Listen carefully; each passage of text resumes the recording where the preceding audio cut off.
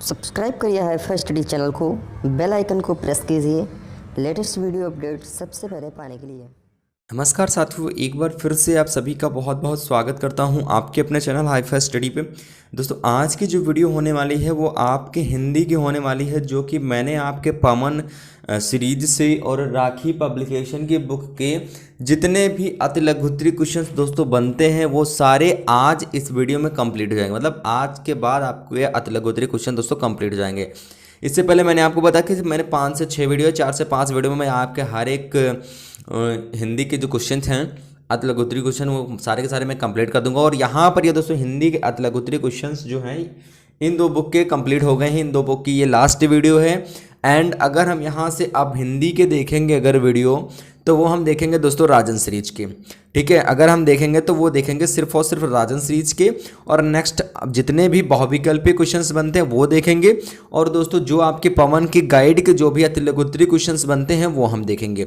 लेकिन अब पवन सीरीज और राखी का दोनों का जो कंबाइंड में आपको दे रहा था क्वेश्चन, वो सारे के सारे दोस्तों कंप्लीट हो चुके हैं। तो यहाँ पर दोस्तों आज उन सभी बुक्स की लास्ट वीडियो है। तो यहाँ पर आप देख सकते हैं वचन कितने प्रकार के होते हैं, यहाँ पर बताया गया है। तो वचन जो होते हैं, वचन कितने प्रकार के होते हैं, तो वचन यानी कि शब्द का वह रूप जिसमें उसका एक अथवा अनेक होने का बोध होता है उसे वचन कहते हैं। और हिंदी में वचन दो प्रकार के होते हैं, एक वचन और बहुवचन होते हैं।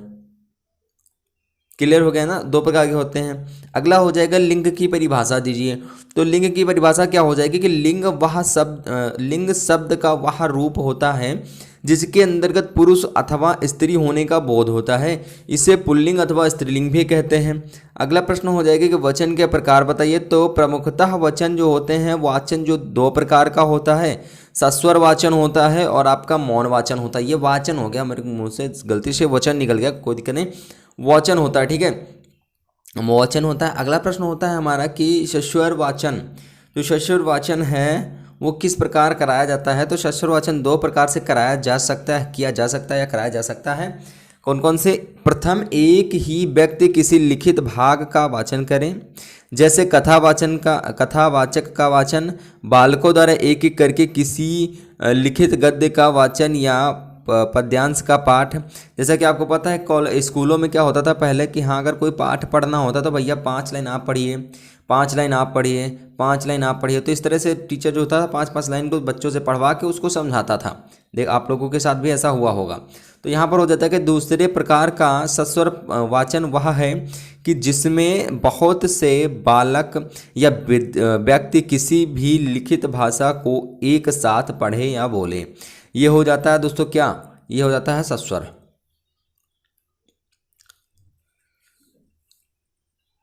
अगला प्रश्न यहाँ पर बनता है कि मौन वाचन का अर्थ लिखिए। तो मौन वाचन का अर्थ क्या हो जाएगा, यानी मौन वाचन का अर्थ स्वयं में स्पष्ट है। मौन का अर्थ है बिना ध्वनि के किए, अर्थात किसी पाठ को इस प्रकार पढ़ना कि किसी आवाज को या ध्वनि से ज्ञात ना हो पाए कि कहीं और क्या पढ़ा जा रहा है, ही मौन वाचन है या सस्वर वाचन से ठीक उल्टा है। ठीक है, यानी कि कहते हैं ना कि सभी लोग अगर कोई क्वेश्चन अगर स्कूलों में याद कराना होता तो बोलते, टीचर्स जो होते हैं वो बोलते हैं कि भैया आप लोग मन में याद करिए। ठीक है, मन में याद करिए। मन में मतलब यही होता है कि मौन में याद करिए, बिल्कुल भी आवाज़ नहीं निकलनी चाहिए। अगला प्रश्न बनता है कि वाक्य किसे कहते हैं। तो वाक्य के कितने अंग होते हैं। तो शब्दों से मिलकर वाक्य बनते हैं। वाक्य द्वारा भाव अथवा विचार प्रकट किए जाते हैं।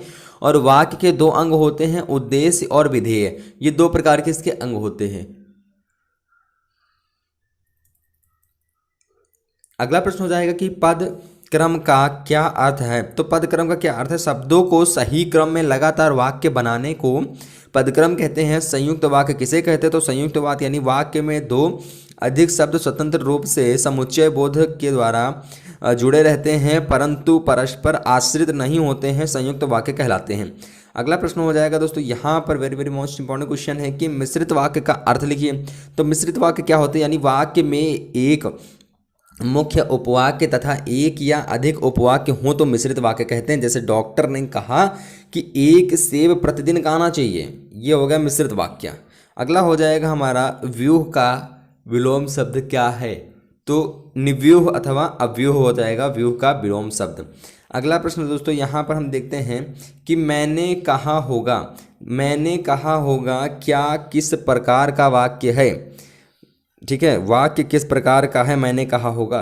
तो संदेहवाचक, सरल वाचक, साधारण वाक्य, संदेह वाक्य, सरल वाक्य, साधारण वाक्य, संदेह बोधक वाक्य, अनिश्चयवाचक या संदिग्ध भूतकाल, इस प्रकार का है। यानी मैंने कहा होगा मतलब अभी इसमें कुछ भी कंफर्म नहीं हो रहा है।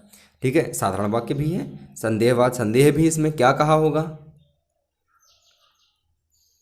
अगला प्रश्न यहाँ पर बनता है कि उन्मेष, उन्मेष में किस उपसर्ग का प्रयोग हुआ है? तो उन्मेष में उत उपसर्ग का प्रयोग हुआ है। ठीक है, अगला प्रश्न बनता है कि जिसके हाथ में चक्र हो के लिए शब्द क्या है? तो चक्रपाण या चक्रधारी या चक्रधर, ये हो जाएगा जिसके हाथ में चक्र हो अर्थात भगवान विष्णु। इन नामों से भी जाना जाता है, चक्रपाणी के नाम से भगवान विष्णु को भी जाना जाता है। अगला हो जाएगा कि जिसके पास तुरंत सोच की शक्ति हो के लिए एक शब्द लिखिए। ठीक है, जिसके पास तुरंत सोच की शक्ति हो के लिए एक शब्द लिखिए। तो यहाँ पर हो जाएगा प्रत्युत्पन्नमति या फिर प्रत्युत्पन्नमति, ये हो जाएगा इसके लिए। अगला हो जाएगा दोस्तों यहाँ पर कि वीर रस का अस्थाई भाव लिखिए। तो वीर रस का अस्थाई भाव सभी को पता है, उत्साह होता है। उसके बाद कंधी का तत्सम शब्द क्या है? तो कंगतिया, कंगतिया या कड़कती, ये हो जाएगा कंधी का तत्सम शब्द। अगला हो जाएगा कि पर्वत के ऊपर की समतल भूमि क्या है? तो वाक्य के लिए एक शब्द बताइए। तो यहाँ पर साथियों क्या हो जाएगा? आदित्यका हो जाएगा। ठीक है, आदित्यका यानी कि क्या होता है? पर्वत के ऊपर की समतल भूमि होती है। अगला प्रश्न हो जाएगा हमारा कि प्रधानमंत्री में कौन सा समास है? जी हाँ दोस्तों, आपको बताना है कि प्रधानमंत्री में कौन सा समास, तो कर्मधारय या बहुब्रीहि या तत्पुरुष समास है। ठीक है, ये हो जाएगा किसका? प्रधानमंत्री का समास हो जाएगा। अगला प्रश्न हो जाएगा हमारा कि राम का घर बहुत दूर है। राम का घर दूर है, इस वाक्य में कौन सा कारक है? तो संबंध कारक है, यानी राम का घर दूर है, इसमें संबंध कारक हो रहा है। अगला प्रश्न यहाँ पर बनता है कि वह अपना सिर खुजलाता है। वाक्य में सकर्मक और अकर्मक कौन सी है? यानी वाक्य में कौन सी क्रिया है? ठीक है, तो सकर्मक क्रिया है। ठीक है, कौन सी क्रिया है? सकर्मक क्रिया है। अगला हो जाएगा कि अस कही कुटिल भई उठी ठाढ़ी मानहु रोग तरंगड़ी बाढ़ी। ठीक है, ये हो जाएगी लाइन। में मानुषा जो है, ये में मानुष के द्वारा कौन सा अलंकार बनता है? तो जो मानुष है उसके द्वारा उत्प्रेक्षा अलंकार बनता है, उत्प्रेक्षा अलंकार बनता है। अगला प्रश्न बनता है कि मुझसे उठा नहीं गया, वाक्य में कौन सा वाच्य है? तो भाववाच्य है। अगला प्रश्न हो जाएगा कि काला सागर में कौन सी संज्ञा है? तो काला सागर में व्यक्तिवाचक संज्ञा है। जी हाँ दोस्तों, कौन सी संज्ञा है? व्यक्तिवाचक संज्ञा है। अगला प्रश्न बनता है कि चौराहा में कौन सा समास है? द्विगु समास है या फिर तत्पुरुष समास हो जाएगा चौराहे में। अगला प्रश्न बनता है साथियों यहाँ पर कि संस्कार शब्द में कौन सा उपसर्ग है? तो सम उपसर्ग है। उसके बाद हो जाएगा सुष्टि का तद्भव शब्द क्या है? तो सोंठ हो जाएगा सुष्टि का तद्भव शब्द। अगला प्रश्न बनता है कि लिखावट में किस प्रकार का प्रत्यय है? तो कृत्य प्रत्यय है या आवट या वट। ठीक है, तो ये अगला जो हमारा क्वेश्चन है साथियों, स्वर और व्यंजन में क्या अंतर है? तो ये क्वेश्चन दोस्तों 2015 में, यहाँ से आप देख सकते हैं लगातार 2015 में पूछा गया क्वेश्चन है। Very very most important question है साथियों यहाँ पर। ठीक है, तो प्रश्न हमारा हो जाएगा, जी हाँ दोस्तों, जो हमारा प्रश्न हो जाएगा वो हो जाएगा कि स्वर और व्यंजन में क्या अंतर होते हैं। यानी स्वर जो बिना किसी अक्षर की सहायता से बोले जाते हैं, व्यंजन जो स्वर की सहायता से बोले जाते हैं। अगला प्रश्न हो जाएगा कि आदर्श वाचन किसे कहते हैं? ये भी क्वेश्चन 2015 में आया है दोस्तों। तो यहाँ पर हो जाएगा कि शिक्षक द्वारा उचित सुर, लय, गति, विराम चिन्हों का प्रयोग करते हुए जो वाचन किया जाता है उसे आदर्श वाचन कहते हैं, उसे आदर्श वाचन कहते हैं। तो यहाँ पर दोस्तों जो अगला हमारा प्रश्न बनता है कि अनुरक्त एवं निस्सीम शब्द का विलोम लिखिए। ये भी क्वेश्चन 2015 में पूछा गया है कि अनुरक्त हो जाएगा विरक्ति हो जाएगा, निश्चीन का हो जाएगा असीम हो जाएगा। अगला जो प्रश्न दोस्तों वो भी 2015 में पूछा गया क्वेश्चन है कि विस्मयादि बोधक चिन्ह का प्रयोग कब करते हैं? तो विस्मय, पीड़ा, अत्यधिक हर्ष, घृणा इत्यादि का बोध करने के लिए विस्मयादि बोधक चिन्ह का प्रयोग करते हैं। अगला प्रश्न हो जाएगा वो भी 2015 में पूछा गया क्वेश्चन है कि द्रुत पाठ का क्या अर्थ है? द्रुत पाठ का क्या अर्थ है? तो शीघ्रता से पढ़ना। अंश और अंश शब्द का क्रमशः अर्थ लिखिए। ये भी 2016 में पूछा गया क्वेश्चन है। हो जाएगा अंश का हो जाएगा भाग और अंश का हो जाएगा कंधा। अगला प्रश्न बनता है कि स्वर किसे कहते हैं, स्वर किसे कहते हैं। तो ये भी क्वेश्चन 2016 में पूछा गया साथियों। यानी स्वर का अर्थ हो जाएगा ऐसा वर्ड जिसका उच्चारण अपने आप हो सके, जिसके उच्चारण के लिए दूसरे वर्ड से मिलने की आवश्यकता ना हो। ठीक है, यानी स्वर किसे कहते हैं। तो स्वर की परिभाषा अगर लिखने को आती है तो आप आराम से लिख सकते हैं। अगला प्रश्न देखते हैं दोस्तों, यहाँ पर 2016 में पूछा गया ये भी है कि निम्नलिखित शब्दों के विलोम शब्द लिखिए। उत्थान का और मूक का लिखना आपको विलोम। उत्थान का हो जाएगा पतन, यानी पतन की ओर, उत्थान की ओर ऊपर उठना। और मूक मतलब क्या हो जाएगा, मूक का हो जाएगा वाचाल। ठीक है, मूक का क्या हो जाएगा, वाचाल, अधिक बोलने वाला। अगला हो जाएगा हमारा, क्या हो जाएगा, 2016 में पूछा गया क्वेश्चन है, यानी आ उपसर्ग से बनने वाले दो शब्द लिखिए। तो आजन्म, आगमन और आकाश। यहाँ पर दो बताया गया, लेकिन आप 3 लिख देते हैं तब भी कोई दिक्कत नहीं है, और अगर आप 2 लिखते हैं तब भी कोई दिक्कत नहीं है। ठीक है, अब यहाँ पर दोस्तों बात कर लेते हैं कि जिस शब्द का प्रयोग संज्ञा के स्थान पर होता है उसे क्या कहते हैं। जिस शब्द का प्रयोग संज्ञा के स्थान पर होता है उसे क्या कहते हैं, ये भी क्वेश्चन 2016 में पूछा गया साथियों। तो यहाँ पर उत्तर दोस्तों हो जाएगा हमारा कि सर्वनाम, सर्वनाम। ठीक है, अब यहाँ पर बात आती है कि कुछ शब्द संज्ञा के स्थान पर, कुछ शब्द संज्ञा के स्थान पर बोले जाते हैं, उन्हें सर्वनाम कहते हैं। जैसे कि हम, आप, मैं, तुम, वह, वे, उन्होंने, उसने, इसने, किसने, किसी को, इत्यादि, ये हो जाएंगे। अगला हमारा हो जाएगा दोस्तों यहाँ पर कि 2016 में पूछा गया क्वेश्चन कि पत्र कितने प्रकार के होते हैं। तो पत्र दोस्तों होते हैं, यानी वस्तु, सॉरी विषय हो जाएगा यहाँ, विषय, वस्तु। ठीक है, विषय, वस्तु एवं शैली के आधार पर पत्रों को 2 वर्गों में वर्गीकृत कर सकते हैं। औपचारिक पत्र और अनौपचारिक पत्र 2 प्रकार के होते हैं। अगला प्रश्न हो जाएगा दोस्तों यहाँ पर कि प्रति उपसर्ग से बनने वाले 2 शब्द लिखिए। तो प्रतिकूल और प्रतिछाया, ये हो जाएंगे। ये भी 2016 में क्वेश्चन पूछा गया साथियों। ठीक है, अगला हो जाएगा दोस्तों यहाँ पर कि कारक शब्द में कौन सा प्रत्यय लगा हुआ है। तो कारक, कारक, कारक, जैसे कि आप पढ़ेंगे अच्छे से तब आपको पता चल जाएगा। तो अक प्रत्यय लगा हुआ है। ठीक है, अक प्रत्यय लगा हुआ है। अगला प्रश्न हो जाएगा दोस्तों यहाँ पर कि ईसा ने पत्र पढ़ा, वाक्य में कौन सा लकार प्रयुक्त है। ये भी 2016 में पूछा गया है। लंग लकार भूतकाल है। अगला हो जाएगा कि बालक तेज दौड़ता है, वाक्य में किस क्रिया विशेषण का प्रयोग हुआ है। 2016 में ये भी पूछा गया है। तो विशेष, विशेष्य का प्रयोग हुआ है। अगला प्रश्न बनता है कि वर्णन शब्द के 2 पर्यायवाची शब्द लिखिए। 2016 में पूछा गया कथन और आख्यान हो जाएंगे इसके 2 पर्यायवाची। अगला हो जाएगा सर्वनाम के 2 उदाहरण लिखिए। तो 2016 में ये भी क्वेश्चन पूछा गया है। यानी सर्वनाम, यानी कुछ शब्द संज्ञा के स्थान पर बोले जाते हैं उन्हें सर्वनाम कहते हैं। जैसे कि हम, आप, मैं, तुम, वह, वे, उन्होंने, उसने, इसने, किसने, किसी को, इत्यादि, ये हो जाएंगे दोस्तों सर्वनाम। अगला प्रश्न बनता है दोस्तों यहाँ पर 2017 में, अब स्टार्ट हो जाते हैं यहाँ से। यानी प्रत उपसर्ग बनने वाले 2 शब्द लिखिए। तो प्र उपसर्ग से बनने वाले 2 शब्द लिखिए, यानी प्रचार, उपसर्ग।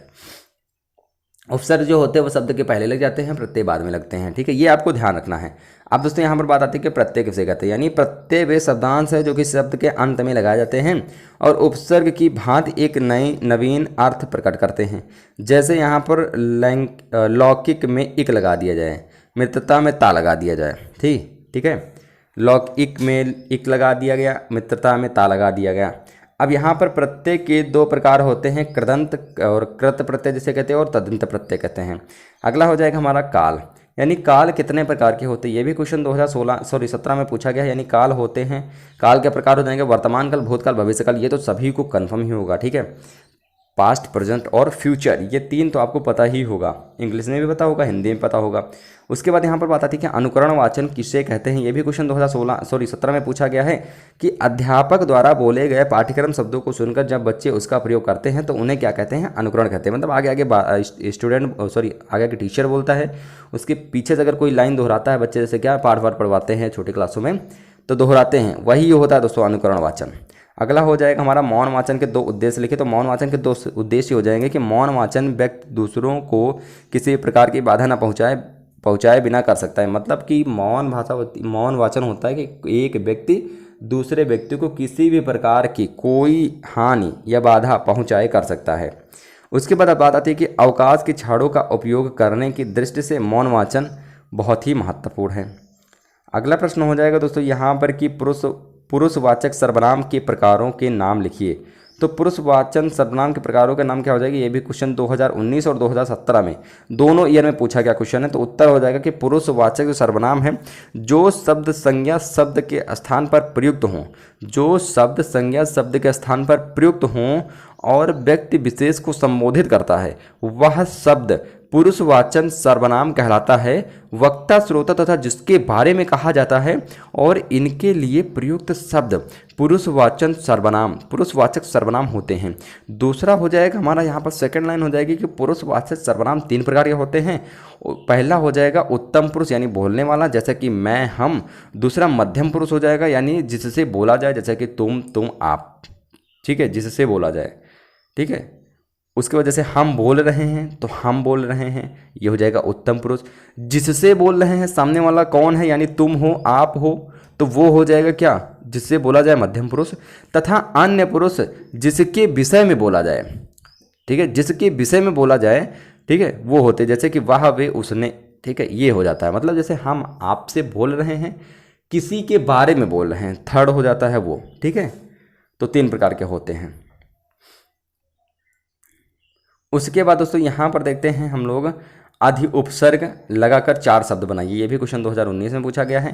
अधि उपसर्ग लगाकर बनने वाले 4 शब्द कौन कौन से? अधिकार, अधिवक्ता, अधिनियम और अध्यक्ष। ये हो जाते हैं अधि उपसर्ग लगने से 4 शब्द। अगला प्रश्न हो जाएगा कि क्रिया विशेषण की परिभाषा लिखते हुए 2 उदाहरण दीजिए। ये भी 19 में पूछा गया है। यानी जो शब्द क्रिया की विशेषता बताते हैं वह क्रिया विशेषण कहलाते हैं। जैसे कि गरम, गरमाना, रोना, रुलाना, ये हो जाएंगे दोस्तों। अगला हो जाएगा विदुषी एवं तपस्वी शब्द की पुल्लिंग शब्द लिखिए। 2019 में पूछा गया क्वेश्चन है। तो स्त्रीलिंग से पुल्लिंग शब्द जो होते हैं विद्वान और तपस्वी, यानी विदुषी महिला किसे कहते हैं, यानी जो विद्वान महिला होती है, ठीक है, वही होता है। और तपस्विनी मतलब कि तपस्विनी स्त्रीलिंग हो जाएगा, तपस्वी हो जाएगा हमारा ये पुल्लिंग हो जाएगा। और तब विदुषी हो जाएगा हमारा स्त्रीलिंग और विद्वान हो जाएगा हमारा पुल्लिंग। मैंने आपको एक दिन पूछा भी था कि विदुषी क्या होता है, बहुत से साथियों ने बहुत सही आंसर दिया था। ठीक है, अगला प्रश्न देखते हैं कि अशुद्ध शोधन में शब्दों एवं वाक्यों की कुछ उदाहरण दीजिए। यानी शब्दों में शुद्धियाँ, शब्दों में अशुद्धियाँ, यानी शब्दों के शुद्ध रूप की जानकारी ना होने के कारण या उदाहरण गलत करने की वजह से शब्दों की अशुद्धियाँ होती हैं। शब्दों में मात्रा संबंधी अशुद्धियाँ अधिक देखने को मिलती हैं। तो यहाँ पर कुछ शब्दों के अशुद्ध और उनके शुद्ध रूप दिए गए हैं। यहाँ पर आप देख सकते हैं अशुद्ध, अशुद्ध, शुद्ध, शुद्ध, नाराज, नाराज, पूर्व, पूर्व, तिथि, तिथि, तिथि, तिथि, गुरु, गुरु, गुरु, गुरु, और उसके बाद ईश्वर, ईश्वर, अधीन, अधीन, पुरुष, पुरुष, स्टेशन, स्टेशन, सन्मुख, सन्मुख, इस प्रकार से दिए गए हैं। पूर्ण, पूर्ण दिए गए हैं। श्रीमत दिया गया है, श्रीमती हो जाएगा। परिश्रम दिया गया है तो परिश्रम हो जाएगा। पत्नी दिया गया है तो पत्नी हो जाएगा। शर्म दिया गया तो शर्म हो जाएगा। शाम दिया गया तो शाम हो जाएगा। चिन्ह दिया गया तो चिन्ह हो जाएगा। ठीक है, तो इस प्रकार के कुछ दिए गए हैं। यानी वाक्यों में क्या है साथियों, यानी वाक्यों में साथियों यहाँ पर क्या है कि इसमें कई प्रकार की अशुद्धियाँ देखने को मिलती हैं। अशुद्धियों के बारे में कुछ उदाहरण दिए गए हैं। जैसे कि अशुद्ध वाक्य इसमें कौन सा हो जाएगा और शुद्ध वाक्य कौन से जाएंगे। तो यहाँ पर दोस्तों देखने को ये मिलता है कि राम ने पुस्तक खरीदा, राम ने पुस्तक खरीदी, पुस्तक खरीदा मतलब क्या है, अशुद्ध वाक्य, मतलब पुल्लिंग तो है नहीं भैया। पुस्तक क्या है, स्त्रीलिंग, खरीदी, भैया हमको एक पुस्तक दे देना। ठीक है, पुस्तक लेके, ठीक है, तो ये पुस्तक खरीदी। उसके बाद हो जाएगा कि शीला का सांस फूल रहा है, तो शीला की सांस फूल रही है, ये हो जाता है। मेरी घोड़ा दौड़ रहा है, मेरा घोड़ा दौड़ रहा है, ये हो जाएगा शुद्ध वाक्य। तो इस प्रकार के दोस्तों यहाँ पर क्या है कि अशुद्धियाँ जो हैं हमको देखने को मिलती हैं काफ़ी सारी। प्राण निकल रहा है, प्राण निकल गए, प्राण निकल गया तो प्राण निकल गए होते हैं। और सुधा ने 5 कचौड़ी खाई, तो सुधा ने 5 कचौड़ियाँ खाई, मतलब कचौड़ी का मतलब होता है एक कचौड़ी। कचौड़ियाँ मतलब हो जाएगा दोस्तों यहाँ पर कि काफ़ी सारी कचौड़ियाँ खाई। ठीक है, खाई शब्द आ गया तो समझ लीजिए काफ़ी सारी खाई, एक कचौड़ी तो खाई नहीं। ठीक है, 5 कचौड़ियाँ यहाँ पर बताया भी गया, 5 तो एक तो है नहीं कोई। यानी हमने आज दिल्ली जाना है, तो हमें आज दिल्ली जाना है। इस प्रकार की मैं बाजार को जा रहा हूँ, तो मैं बाजार जा रहा हूँ, ये हो जाएंगे। अगला हो जाएगा दोस्तों यहाँ पर निम्नलिखित शब्दों में शुद्ध रूप लिखिए। ये भी 2019 में पूछा गया है। प्रिया, बुद्धिमान, श्रीमती या उत्सव। तो प्रिया का क्या हो जाएगा, प्रिया हो जाएगा शुद्ध। ठीक है, उसके बाद बुद्धिमान का क्या हो जाएगा, बुद्धिमान हो जाएगा। उसके बाद हो जाएगा श्रीमती का क्या हो जाएगा, श्रीमती हो जाएगा। उत्सव का क्या हो जाएगा, उत्सव हो जाएगा। ये हो जाएंगे इसके शुद्ध रूप। अगला हो जाएगा दोस्तों, यहाँ पर प्रश्न बनता है, वो भी 2019 में पूछा गया है, यानी भाववाचक संज्ञा किसे कहते हैं, उदाहरण सहित लिखिए। तो भाववाचक संज्ञा क्या होती है, यानी जिन शब्दों से व्यक्ति या वस्तु के गुण, उसके कार्य, व्यापार अथवा किसी भाव या अवस्था विशेष का बोध होता है, उसे भाववाचक संज्ञा कहते हैं या भाववाचक संज्ञा कहा जाता है। जैसे कि पुरुष, उत्साह, अच्छाई और बुराई। उपर्युक्त शब्दों में व्यक्ति या वस्तु के गुण, दोष या भाव अवस्था का बोध होता है, इसलिए उक्त शब्दों में भाववाचक संज्ञा है। अगला प्रश्न बनता है कि अभि उपसर्ग जोड़कर 4 शब्द लिखिए। अभि उपसर्ग जोड़कर आपको 4 शब्द लिखना है, ये भी 2019 में पूछा गया है। और जो भी साथी अभी तक वीडियो को लाइक नहीं किए हैं, ध्यान दिलाना पड़ता है आप सभी को, अगर आप वीडियो को लाइक नहीं करेंगे तो कौन करेगा, ठीक है। आपको ध्यान दिलाना पड़ता है भैया कि वीडियो को लाइक करिए, ठीक है। तो बिना कहे आप लोग एक काम तो कर ही सकते हो। जब मैं बिना कहे आपके लिए वीडियो टाइम टू टाइम लेकर के आता हूं, तब आपका तो फर्ज ही बनता है कि वीडियो को लाइक करना। और साथियों ये पीडीएफ मैं आपको सभी को बता दूं, ये जो आपको पीडीएफ है ये आपको साथियों टेलीग्राम पे प्रोवाइड हो जाएगी। सभी साथी जैसे क्लास खत्म होती है उसके बाद डाउनलोड कर। कभी कभी देखिए भूल जाते हैं हम पीडीएफ डालना, या फिर हमको कोई काम होता है नेक्स्ट वीडियो की हम तैयारी करने लगते हैं, तो इस वजह से पीडीएफ डालना भूल जाते हैं। लेकिन कोई दिक्कत नहीं है, मैं डाल जरूर देता हूँ उसी दिन, ठीक है। पीडीएफ आपको टेलीग्राम पर जरूर मिल जाएगी। सभी साथी टेलीग्राम को जरूर से जरूर ज्वाइन कर लेंगे। वहाँ पर मैंने प्रीवियस ईयर के पेपर जो भी 2019 के सारे मैंने अपलोड किए हैं। जो भी साथी उनको डाउनलोड करना चाहते हैं, पीडीएफ को डाउनलोड भी कर सकते हैं, टेलीग्राम को ज्वाइन भी कर सकते हैं। ज्वाइन करेंगे तभी डाउनलोड कर पाएंगे, ठीक है। तो आशा करते हैं कि आपको ये वीडियो बहुत अच्छा लगा होगा और अच्छे से समझ में भी आया होगा। तो वीडियो को लाइक तो कर ही देना। तो दोस्तों यहाँ पर चले देखते हैं हम लोग। अभी उपसर्ग जोड़कर 4 शब्द बताइए, 4 शब्द बनाइए।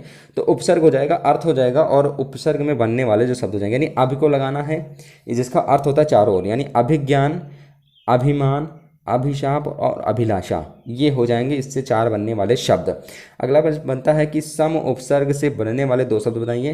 तो सम्मुख हो जाएगा, सम्मेलन हो जाएगा। ये भी 2019 में पूछा गया 200 क्वेश्चन है, जो कि वेरी मोस्ट इंपॉर्टेंट क्वेश्चन है।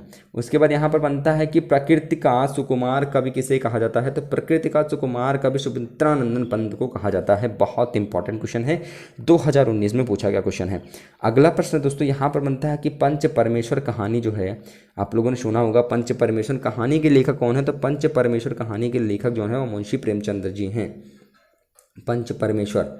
तो ये भी 2019 में पूछा गया क्वेश्चन है कि। और अगला हो जाएगा कि अंधे की लकड़ी होना, मुहावरे का अर्थ स्पष्ट करते हुए अपने वाक्यों में प्रयोग कीजिए। अंधे की लकड़ी होना 2019 में पूछा गया क्वेश्चन है, यानी कि मुहावरा क्या हो जाएगा, अंधे की लकड़ी, और एकमात्र क्या हो जाएगा, सहारा। मतलब अंधे की लकड़ी क्या होता है, सिर्फ और सिर्फ एक ही सहारा होता है, वो भी होता है अंधे की लकड़ी। अगला हो जाएगा